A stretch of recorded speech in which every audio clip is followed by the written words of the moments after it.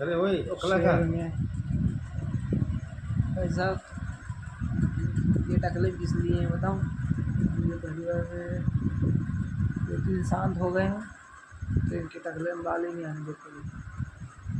गई हो गई हो रही है, क्योंकि इनकी इतनी उम्र हो गई है, लेकिन ये सेटिंगबाजी करना कभी भी भूलते नहीं है।